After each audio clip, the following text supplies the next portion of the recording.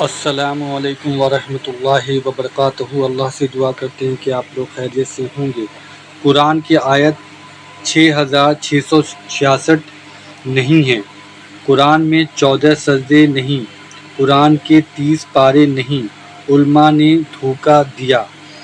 تو یہ قرآن کے متعلق کچھ باتیں جو ہے علی مرزا نے سامنے رکھی ہے، اور انہوں نے یہ ساری چیزیں جو ہے وہ تفسیر کے ساتھ پیش کی ہے، اور اس ویڈیو میں آپ دیکھیں گے کہ قرآن کی آیت کا جو معاملہ ہے، اور قرآن میں سجدے کتنے ہیں اور پارے کتنے ہیں، وہ ساری معلومات آپ کو اس ویڈیو میں پوری طریقے سے ملے گی۔ اور اللہ سے یہی دعا کرتے ہیں کہ اللہ ہم سب کو قرآن اور حدیث کی روشنی میں ساری معلومات ملے، اور اللہ اور اللہ کے رسول کے بتائے ہوئے راستے پہ ہم سب کو چلنے کی توفیق عطا فرمائے، اور جو بھی جانے انجانے میں غلطیاں ہم سب سے ہوئی اللہ معاف فرمائے، آمین ثم آمین۔ دیکھیں جی، یہ بھی ایک لمحہ فکری ہے ہم مسلمانوں کے لیے کہ وہ علماء جن کو ہم نے اس کام کے لیے پے کیا، اور چندوں کے اوپر، قربانی کی کھالوں کے اوپر، زکوٰۃ اور صدقات کے اوپر، ہر حوالے پہ ہم نے ہر فورم پہ تمام مکاتب فکر کے علماء، بریلوی، دیوبندی، اہل حدیث اور ان کے مدارس کو سپورٹ کیا، لیکن اس کے اگینسٹ یہ اس امت کو، یہ ہمارے پاس جو اونلی ٹیکسٹ بک ہے، احادیث کی کتابیں تو ہماری ریفرنس کتابیں ہیں، یہ ہے ٹیکسٹ بک۔ سورۃ الانعام آیت نمبر 19 میں اللہ تعالیٰ نے فرمایا وَأُوحِيَ إِلَيَّ هَذَا الْقُرْآنُ لِأُنذِرَكُم بِهِ وَمَن بَلَغَ۔ اے نبی صلی اللہ علیہ وآلہ وسلم، آپ فرما دیجئے یہ قرآن مجھے اس لیے وحی کیا گیا تاکہ اس کے ذریعے میں تمہیں بھی ڈر سنا دوں آخرت کی جواب دہی کا، اور جس تک یہ کتاب پہنچ جائے وہ اسی کتاب کے ذریعے ڈر سنائے، علماء کی لکھی ہوئی کتابوں سے نہیں۔ یہ کتاب جو ہماری بنیادی ٹیکسٹ بک تھی، یہ کتاب جو ہماری انسٹرومنٹ آف دعوت تھی، لیکن ہمارے علماء اس کتاب کا بھی تعارف صحیح معنوں میں ہماری امت تک نہیں کروا سکے۔ پھر ہم اس لیے تو عرضی کرتے ہیں کہ مرنے سے پہلے اے مسلمان کر لے اس پہ غور، کتابوں کا خدا اور ہے، بابوں کا خدا اور۔ ہمارے بابوں نے ہمیں خدا کا تعارف وہ نہیں کروایا جو ان کتابوں میں تھا، جو اللہ کے محبوب صلی اللہ علیہ وآلہ وسلم نے ہمیں حجۃ الوداع پہ کروایا تھا، آپ صلی اللہ علیہ وآلہ وسلم نے غدیر خم پہ کروایا تھا۔ یہ نالج بھی یہ ہم تک ٹرانسفر نہیں کر سکے۔ ہم بھی جب کالجز اور یونیورسٹیز کے اندر پڑھتے رہے تو باقاعدہ ہمارے تو اسلامیات کے کورس کے اندر یہ سوال ہوتا تھا کہ قرآن حکیم کی کل آیات کتنی ہیں، تو یہ میرا خیال ہے قرآن سے متعلق جو سب سے آسان سوال ہوتا تھا وہ یہی ہوتا تھا کہ 4 دفعہ 6 ڈال دینا ہے، ٹیٹرا 6، 6666، 6666۔ کتنا بڑا ظلم ہے۔ آج تک کسی نے یہ کوشش نہیں کی کہ وہ گھر میں پڑے ہوئے مصحف کو کھولے اور اس میں سے ڈائریکٹ آیات گن لے کہ واقعی یہ آیات اتنی بنتی ہیں یا نہیں، اور یہ کوئی مشکل کام نہیں ہے۔ قرآن حکیم میں کل 114 صورتیں ہیں، جہاں پہ صورت کا آغاز ہوتا ہے نا، اس کے ٹائٹل کے اوپر یہ لکھا ہوتا ہے اس صورت کی اتنی آیات ہیں، تو آپ کو صرف 114 صفحے الٹنے پڑیں گے، سارا قرآن نہیں گو تھرو کرنا پڑے گا۔ سورۃ البقرہ سٹارٹ میں ہی ہے، اس کے اوپر لکھا ہوتا ہے یہ سورۃ البقرہ ہے، یہ مدنی صورت ہے، اس میں اتنی آیات ہیں، عربی میں بھی لکھا ہوتا ہے، اردو ترجمے میں بھی۔ اس کے بعد آپ ڈائریکٹ آل عمران پہ پہنچ جائیں،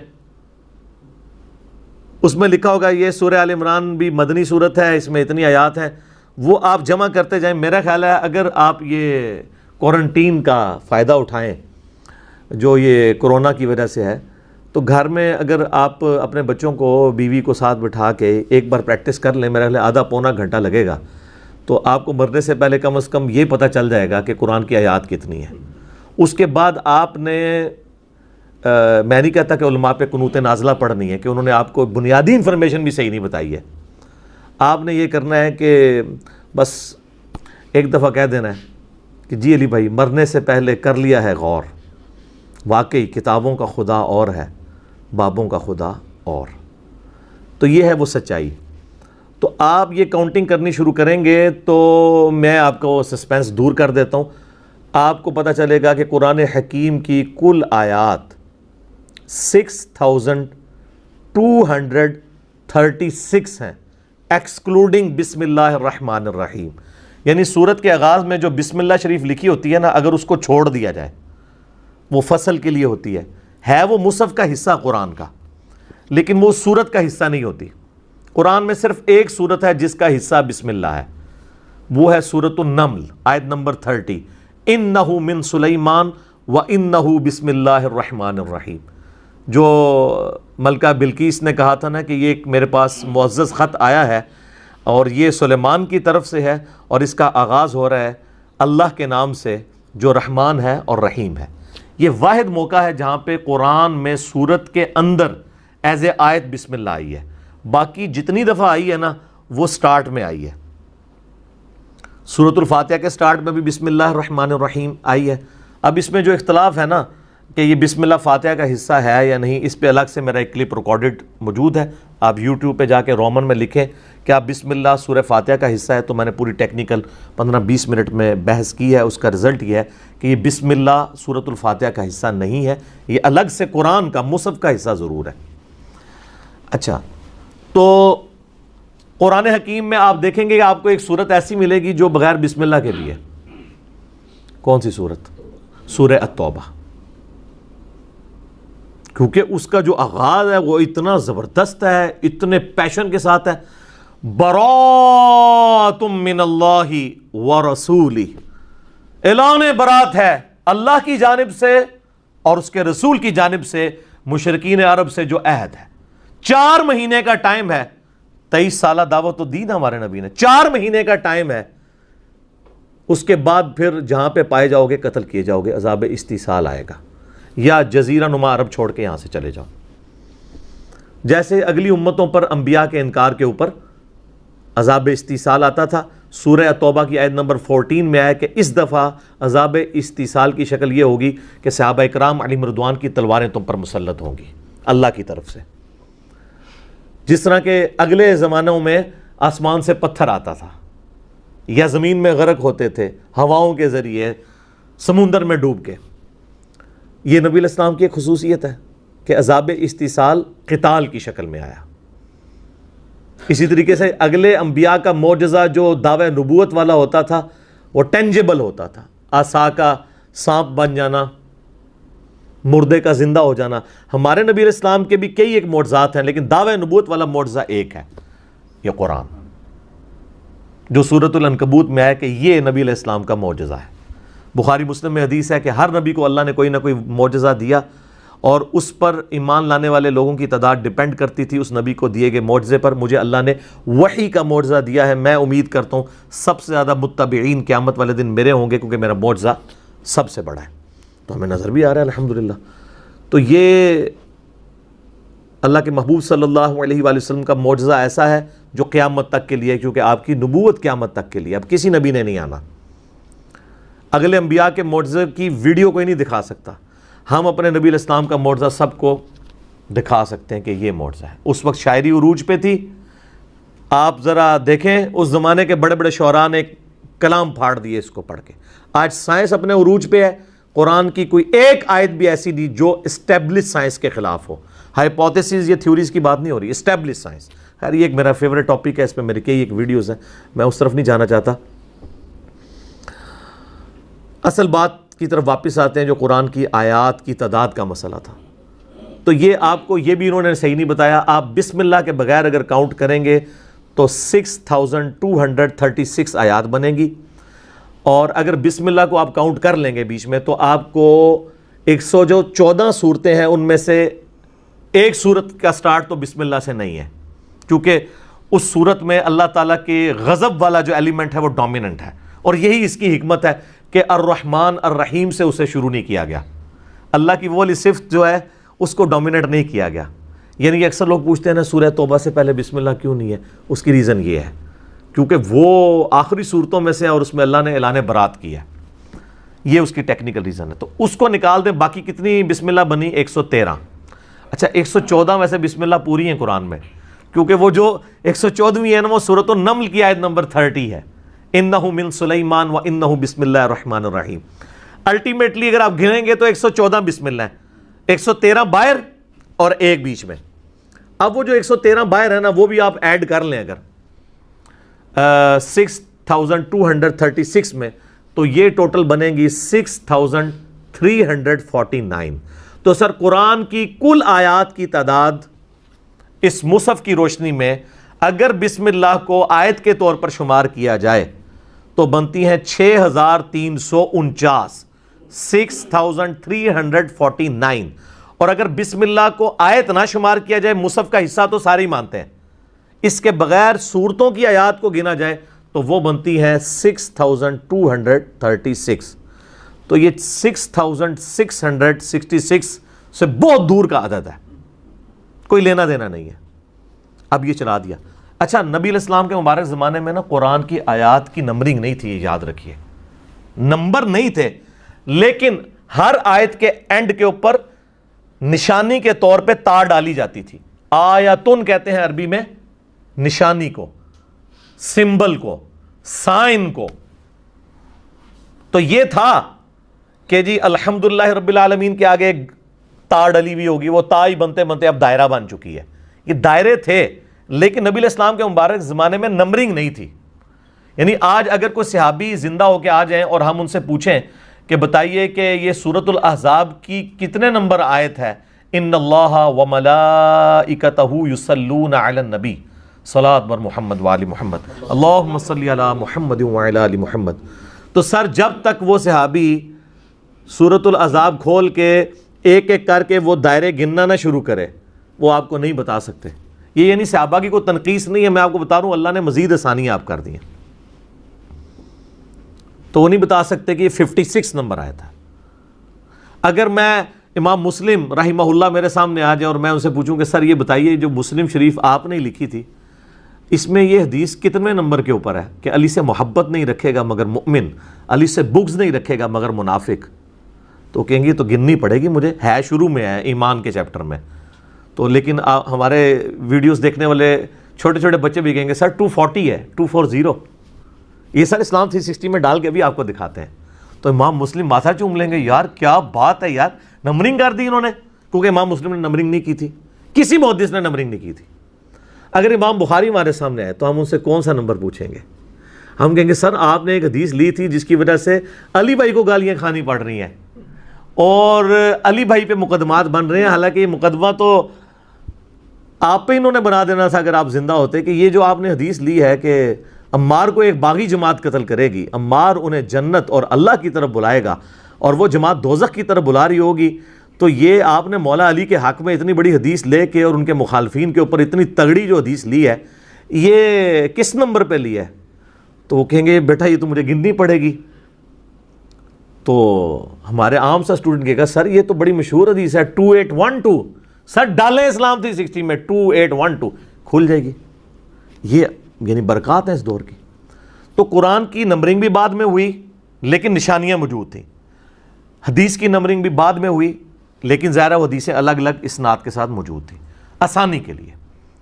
آپ بلکہ آپ لیٹسٹ قرآن دیکھیں گے نا تو اس میں تو ابھی دارالاسلام والوں نے جو قرآن چھاپا ہے نا, انہوں نے جو ڈیجٹس ہیں نا اندر والے وہ بھی جو ہے نا وہ انگلش والے ڈیجٹ کر دیے ہیں, عربک نہیں ہے. ہمارے لوگ تو 2 اور 6 کا فرق نہیں ان کو یاد رہتا کہ ادھر سے شروع ہوتا ہے یا ادھر سے شروع ہوتا ہے, ٹھیک ہے. حالانکہ یہ بہت پہلے ہونا چاہیے تھا لیکن اب انہوں نے کیا. دارالاسلام والوں نے اب جو حدیث کی کتابیں چھاپ رہے ہیں نا ان میں وہ نمبرنگ کو یعنی عربی میں انہوں نے عربی والا نمبر ڈالا ہوا ہے, اردو ترجمے میں نا وہ ڈیجٹ وہ والے ڈالتے ہیں جو ہم 1 2 3 یوز کرتے ہیں.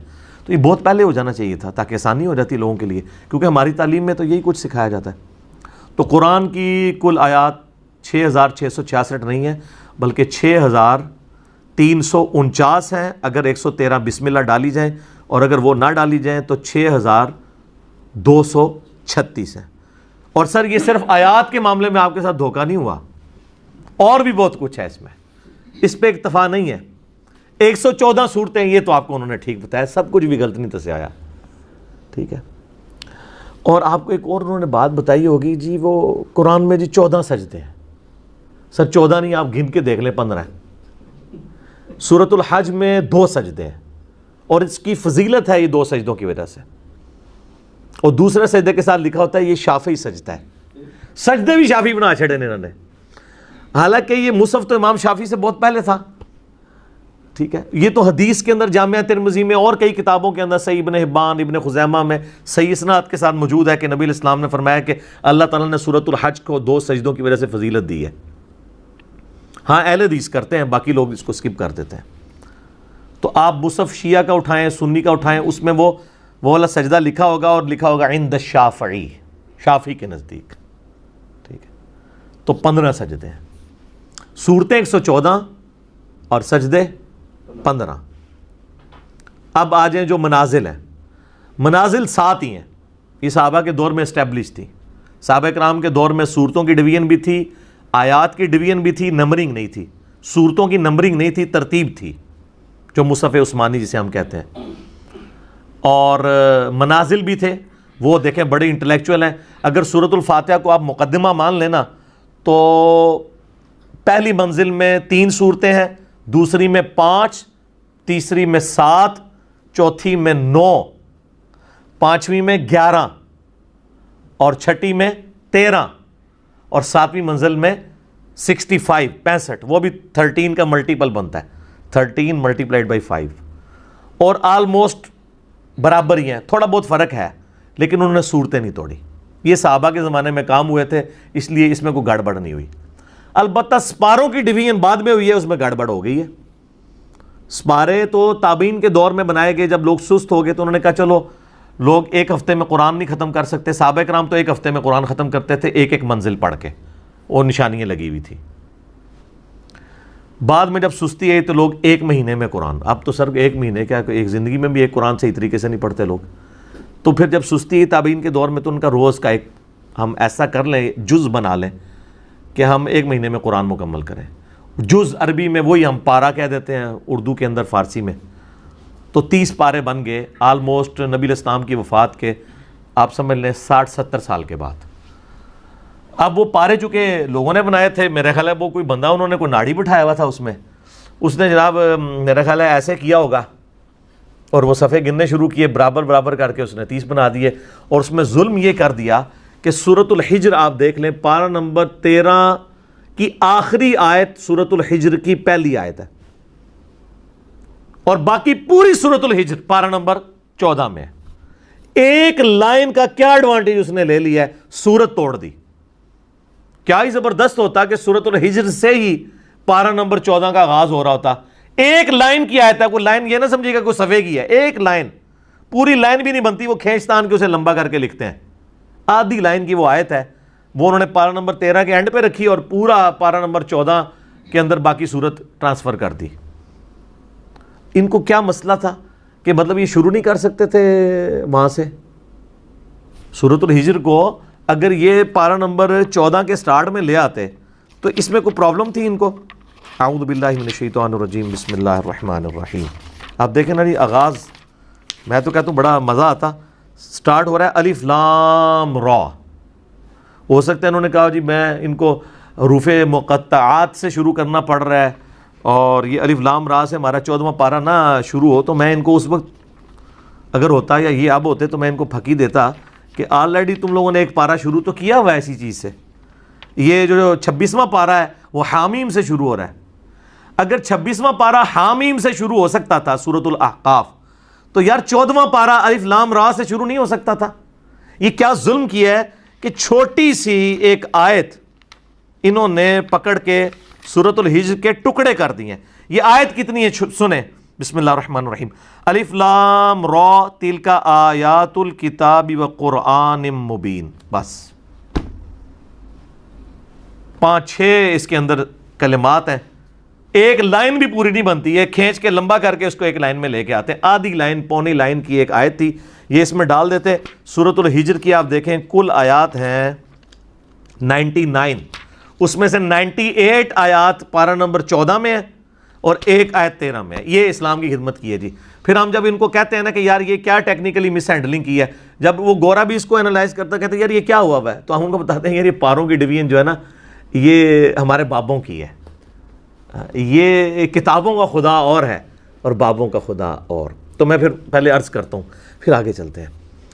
ابھی میں نے اس کے اوپر ڈسکشن کرنی ہے کچھ کہ مرنے سے پہلے اے مسلمان کر لے اس پہ غور، کتابوں کا خدا اور ہے، بابوں کا خدا اور، کہنے کو تو دین سب کا اسلام ہے، لیکن صوفیہ بھی کہتے ہیں ہم اسلام کو فالو کر رہے ہیں، سلفی بھی کہتے ہیں ہم اسلام کو فالو کر رہے ہیں، حنفی بھی کہتے ہیں ہم اسلام کو فالو کر رہے ہیں، بریلوی دیوبندی اہل حدیث شیعہ سب کے سب کہہ رہے ہیں کہنے کو تو دین سب کا اسلام ہے، لیکن کتابوں کا جہاں اور ہے، بابوں کا جہاں اور، اس کا ایک وکھرا جہاں ہوتا ہے بابے کا، یہ وکھرے جہاں آپ دیکھ لیں انہوں نے کیا جہاں انہوں نے بنایا ہے۔ تو آپ ہماری باتیں سنیں گے نا تو ایک دن آئے گا آپ بھی جھوم جھوم کے کہیں گے کہ نہ میں وابی، نہ میں بابی، میں ہوں مسلم علمی کتابی، نہ میں سو کالڈ وہابی ہوں اور نہ میں سو کالڈ بابوں کا دفاع کرنے والا بابی ہوں، میں علمی کتابی مسلم ہوں۔ تو اب مجھے بتائیں یہ جو پبلک میں انہوں نے مشہور کیا ہے کہ جی شیعہ کہتے ہیں قرآن کے 40 پارے ہیں،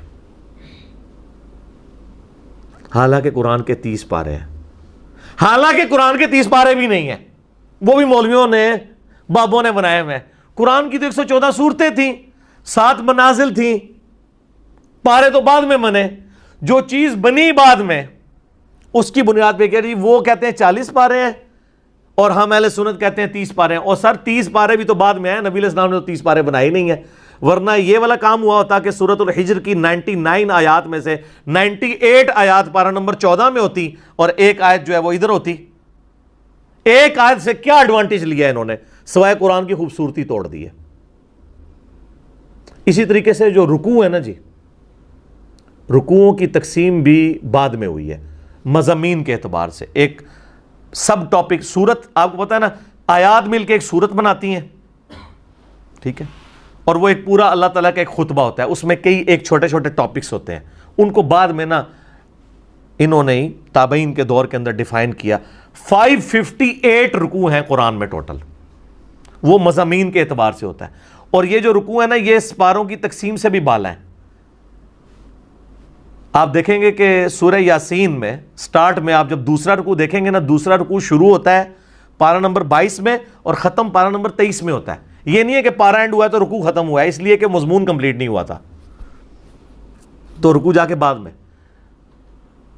لیکن یہ کمال کی تقسیم ہے۔ مجھے چند ایک جگہ پہ اختلاف ہے رکوعوں کی تقسیم کے ساتھ کہ وہ مضمون اس میں اس طرح نہیں ہونا چاہیے تھا، لیکن اوورآل یہ بہت سمجھداری کے ساتھ ڈویژن کی ہے، کوئی شک نہیں اس کے اندر۔ ظاہر انسانی کوشش آپ اختلاف رائے کر سکتے ہیں۔ تو پاروں کی تقسیم اور رکوعوں کی تقسیم بعد کی پیداوار ہے، تو جو چیز ہی بعد میں ہے اس کے اوپر جھگڑنا، پھر جعلی قصے کہانیاں بنانا کہ جی شیعہ کہتے ہیں 40 پارے، ہم کہتے ہیں 30 پارے، سر آپ بھی جو کہتے ہیں نا وہ بھی ویسے ہی کہہ رہے ہیں، پارے شارے تو بنے ہی بعد میں، تو صورتیں تھیں، یہ تو آسانی کے لیے۔ آپ دیکھیں گے سعودیہ کے کئی قرآن ہیں، وہ اگر آپ وہ جو ان کے اپنے لوکل قرآن شروع ہوتے ہیں نا، تو وہ ہمارا تو پارہ شروع ہوتا ہے نا تو نئے پیج سے شروع ہوتا ہے، وہ پیج کے سینٹر سے بھی ان کا پارہ شروع ہو جاتا ہے، کیونکہ وہ اس تقسیم کو اس طریقے سے لے کے نہیں چل رہے ہوتے۔ پھر آگے یہاں پہ آپ دیکھیں گے ہمارے جو مصحف کی تقسیم میں آپ کو ہر پارہ بھی 4 حصوں میں ڈیوائیڈ ہوا ہوا ہے، 1/4 ہے جسے ہم ربع کہہ رہے ہوتے ہیں، چوتھا حصہ، ٹھیک ہے، پھر نصف آتا ہے، اس کے بعد جو ہے ثلث آتا ہے، پھر وہ کمپلیٹ ہوتا ہے۔ لیکن آپ عرب کے قرآن دیکھیں گے نا جو عربیوں کے ہیں، اس میں یہ والی تقسیم نہیں ہوئی ہوگی۔ ظاہر ہے یہ تو عربیوں کو تو پتہ ہے کہ یہ کیا ہے۔ اچھا ہمارے یہاں پہ کئی ایک صورتیں ہیں جن کے نام ہمیں زبانی یاد ہیں، لیکن آپ عرب ملکوں میں جائیں نا تو آپ وہاں قرآن کھولیں تو ان صورتوں کے نام ہی وہ نہیں ہوں گے، انہوں نے دوسرے نام لکھے ہوں گے، وہ بھی ثابت ہے۔ مثلا ہم یہاں سورۃ المؤمن کہتے ہیں، عرب کے لوگ اسے سورہ غافر کہتے ہیں، غافر کا لفظ بھی اس میں موجود ہے، المومن کا لفظ بھی موجود ہے۔ ہم کہتے ہیں سورہ بنی اسرائیل، عرب کے قرآن آپ دیکھیں گے تو لکھا ہوگا سورۃ الاسراء، سبحان الذی اسریٰ بعبدہ۔ ہم یہاں عجم میں کہتے ہیں سورہ حامیم السجدہ، عرب کے لوگ اسے کہتے ہیں سورہ فصلت، کتاب فصلت آیاتہ۔ تو یہ دو نام ہیں، لیکن عرب و عجم میں چاند ایک جگہ پہ فرق چل رہا ہے۔ ہم سورۃ الملک کہتے ہیں، حالانکہ سورہ تبارک بھی اس کے لیے استعمال ہوتا ہے، دونوں چلتے ہیں۔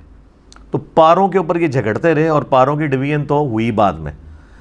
اس کے بعد میں اپنے مسلمان بھائیوں اور بہنوں سے کہوں گا، کسی بھی فرقے کے ہیں، آج تک آپ میں سے کسی نے زحمت کی کہ کبھی شیعہ کی مسجد میں جا کے جس کو آپ لوگ امام بارگاہ کہتے ہیں، اور وہ اس کے اوپر پروٹیسٹ کرتے ہیں، وہ کہتے ہیں امام بارگاہ ہماری علیحدہ ہوتی ہے، ہم نے باہر لکھا ہوتا ہے مسجد و امام بارگاہ، ہم بھی اپنی عبادت گاہ کو مسجد ہی کہتے ہیں، وہ کہتے ہیں آپ ہم پہ تھوپ رہے ہیں، ٹھیک ہے.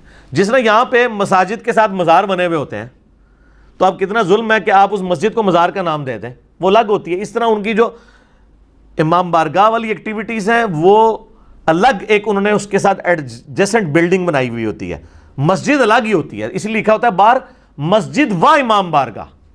اور بعض اوقات صرف امام بارگاہ ہوتی ہیں، وہ مسجدیں نہیں ہوتی، وہاں ان کی ایکٹیویٹیز ہوتی ہیں، جیسے آپ کی محفل میلاد ہوتی ہیں، ٹھیک ہے، اسی طریقے سے اور کانفرنسز ہوتی ہیں، ٹھیک ہے، جشن دیوبند کانفرنس، ٹھیک ہے، حقانیت اہل حدیث کانفرنس، اس کے لیے آپ نے کوئی میرج ہال وغیرہ رکھے ہوتے ہیں، اس طرح انہوں نے اپنی ایکٹیویٹیز کے لیے رکھے ہوئے ہیں.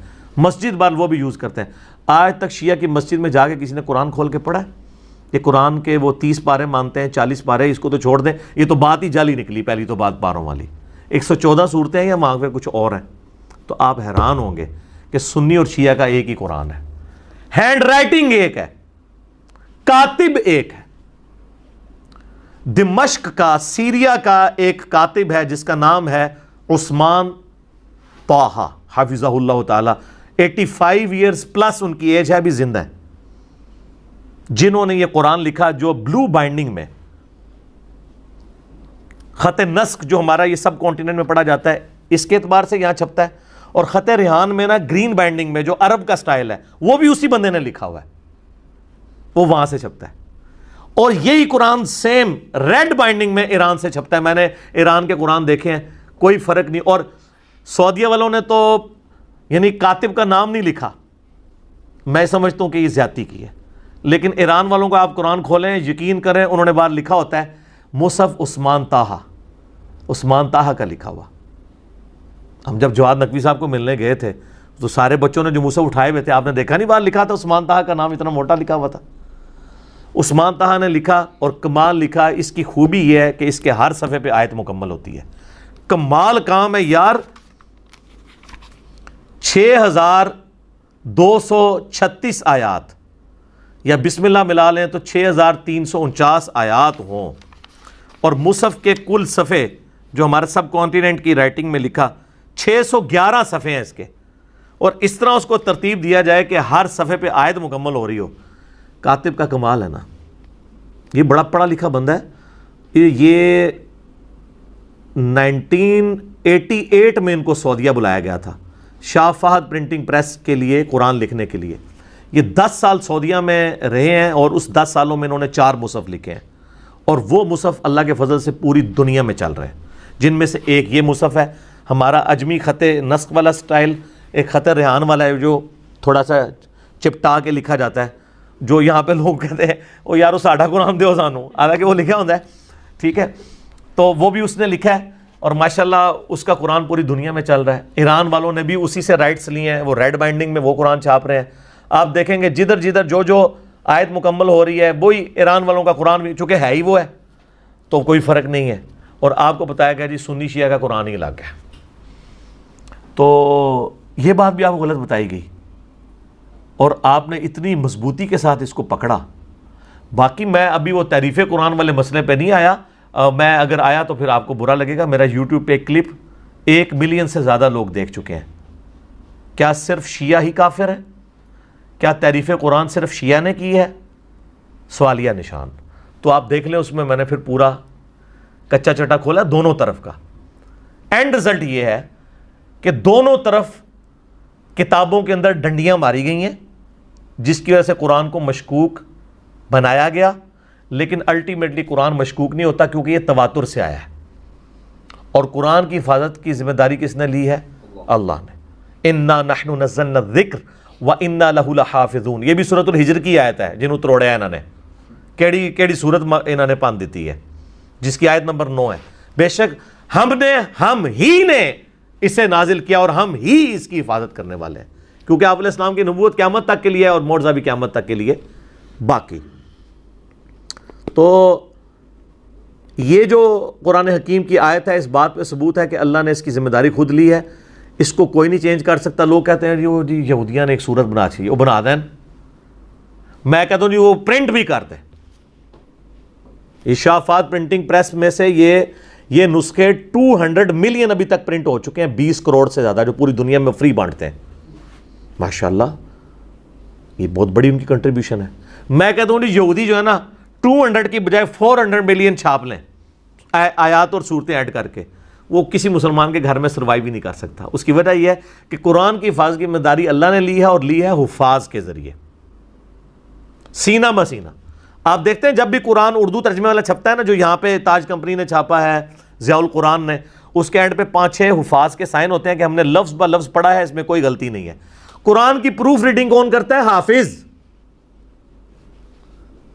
ریٹن چیز کی پروف ریڈنگ کر رہا ہے جس کو زبانی کرائم ہے. ہائے ہائے ہائے ہائے. دنیا میں اس وقت حفاظ کی تعداد مسلمانوں کے اندر ملینز میں ہے، لاکھوں میں نہیں ہے، ملینز میں. امام کعبہ بھی غلطی کرتا ہے نا، اس کو پیچھے سے لقمہ مل جاتا ہے، کوئی لحاظ نہیں کیا جاتا. تو قرآن کی حفاظت تو اللہ نے لی ہے، سینہ بسینہ قرآن یاد کر کے ٹرانسفر ہوا ہے. قرآن دنیا میں ایک ہی ہے، مشرق سے لے کے مغرب تک، شمال سے جنوب تک. آپ انڈونیشیا کا مسلمان اٹھائیں، وہاں سے افریقہ کا اٹھا لیں، اور ادھر اوپر جا کے رشیا کا مسلمان اٹھا لیں، یا ادھر سب کانٹیننٹ کا کوئی مسلمان، آپ اس سامنے کوئی قرآن کی آیت پڑھیں نا تو وہ اگلی آیت آپ کو پڑھ کے بتا دے گا، کوئی ڈنڈی مار ہی نہیں سکتا. یہ فضیلت اور کسی کتاب کو حاصل نہیں ہے. اور سر میں موقع غنیمت جانوں تو آپ کو بتاؤں، یہی سیم کیس بخاری مسلم کے ساتھ ہے. لوگ کہتے ہیں جو بریلویوں نے اپنی بخاری چھاپی ہوئی ہے، مسلم اپنی وہ ایک ہی ہے، ترجمہ بھی آلموسٹ ایک ہے. تفسیر میں ڈنڈی ماری ہے، تو تفسیر میں تو قرآن میں بھی انہوں نے ڈنڈی ماری ہوئی ہے. قرآن کی صرف ٹیکسٹ کی حفاظت ہے، بعض کا ترجمہ میں ماری ہے، وہ اللہ تعالیٰ حفاظت کر دیتا ہے. تو اللہ کے فضل سے یہ محفوظ کتاب ہے. اس کی پروف ریڈنگ کون کرتا ہے؟ حفاظ. اور اس کے ساتھ پیرلل میں حضرت عثمان غنی رضی اللہ تعالیٰ عنہ کے لکھوائے ہوئے نسخے اس وقت دنیا میں کم از کم 3 میوزیمز کے اندر موجود ہے. رشیا کے میوزیم کے اندر، انگلینڈ کے میوزیم کے اندر، اور ایک جو ٹاپ کاپی میوزیم ہے ٹرکی کا، جس کے پہ وہ والا صفحہ بھی موجود ہے جس پہ حضرت عثمان کا خون گرا تھا، فَسَيَكْفِيكَهُمُ اللَّهُ، تجھے اللہ ہی کافی ہے ان کے اگینسٹ. وہ والا مصحف جو حضرت عثمان تلاوت کر رہے تھے تو ان کو شہید کیا گیا، وہ مصحف سیف ہے. تو اس کے ساتھ آپ ایک ایک چیز میچ کر سکتے ہیں. دنیا میں کوئی کسی مذہب کا ماننے والا اپنی ٹیکسٹ بک اس طرح کی پیش کر سکتا ہے. اور آج تو جدید دور ہے، کاربن ڈیٹنگ کروا کے دیکھ لیں. قرآن کے کتنے نسخوں کی کاربن ڈیٹنگ ہوئی ہے، وہ حضرت عثمان کے زمانے کے نکلے ہیں. تو کوئی یہ بھی نہیں کہہ سکتا کہ یار اس زمانے کا قرآن اور تھا، بدل گیا. باقی یہ جو پروپیگنڈے کر رہے ہوتے ہیں نا کہ جی اس کی فلاں قرات تھی، یہ تھی، وہ تھی، چھوڑیں. جس قرات کے اوپر اجماع اور تواتر ہے نا، وہ یہ ہے جو آپ کے ہاتھ میں ہے، جسے یہ لوگ ٹیکنیکلی قاری حضرات کہتے ہیں امام حفظ کی قرات. قرآن کو بھی اماموں کے ساتھ جوڑا ہوا ہے. وہ ضرورت ہی نہیں کہنے کہ امام حفظ کی قرات عبداللہ ابن مسعود کے شاگرد تھے، اور وہ یہ تو تواتر سے آئے. امام حفظ نہ بھی ہوتے کو فرق نہیں پڑنا تھا. یہ تو اس طریقے سے ہے کہ میں کہوں جی عثمان طہ نہ ہوتا تو یہ مصحف ہی نہ آتا. عثمان طہ کا محتاج ہے، نہ امام حفظ کا محتاج ہے قرآن، نہ عثمان طہ کا محتاج ہے.